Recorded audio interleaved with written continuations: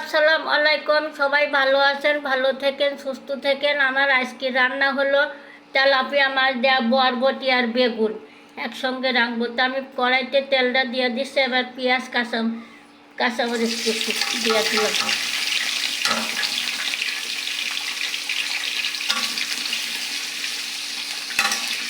কাঁচামরিচ আর পেঁয়াজটা একবারে ভাজা হবে, লাল লাল হবে, তখন আমি মশলা দিয়ে কষাবো। ভাজা হোক, এর মাছ ভাজা দিলাম, রসুন আদা বাটা মশলা, পেঁয়াজটা লাল লাল হয়ে গিয়েছে। এবার আমি দেবো একটা হলুদের গুঁড়া, তারপর দেবো স্বাদ মতো লবণ। হ্যাঁ,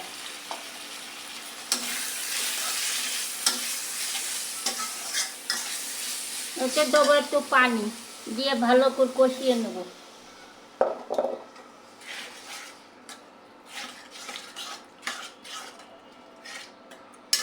ভালো করে মশলাটা কষুক। মশলাটা দেখুন হয়ে গিয়েছে। আমি এতে বরবটি আর বেগুন একসঙ্গে দিয়ে কষাবো। এই যে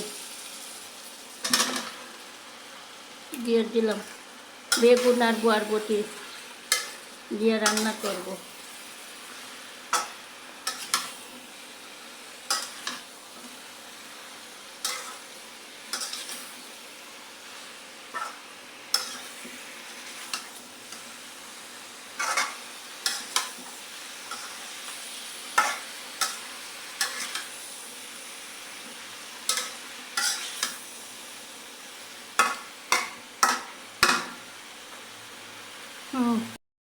তরকারিটা দেখুন আমি কত সুন্দর করে কষিয়ে নিয়েছি। বেগুন আর বরবটি আর তেলাপিয়া মাছ দেবো। আমি এতে গরম পানিটা দিয়ে দেবো। তরকারিটা কষানো হয়ে গেছে, এই যে পানিটা দিয়ে দিলাম, গরম পানি।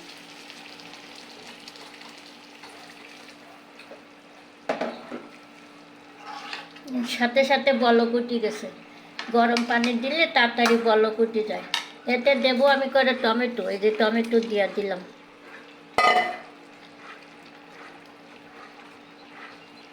এতে মাছ আমি দিয়ে দেবো, এখন ভাজা মাছটা দিয়ে দেবো, এই যে তেলাপিয়া মাছ।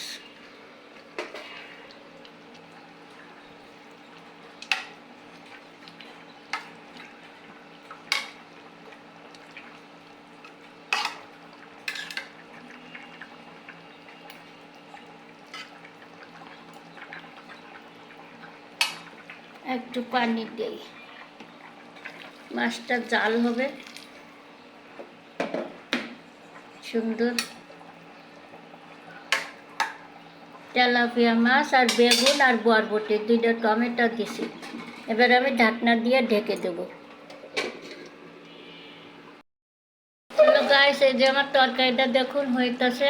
আমি এখন এতে ভাজা জিরার গুঁড়াটা দিয়ে দেবো। এই যে ভাজা জিরার গুঁড়াটা ছড়িয়ে দিয়ে দিলাম। জিরা গোলমরিচ একসঙ্গে, তাহলে তরকারি মজা লাগে, ঘ্রাণ লাগে, ঝালও হয়।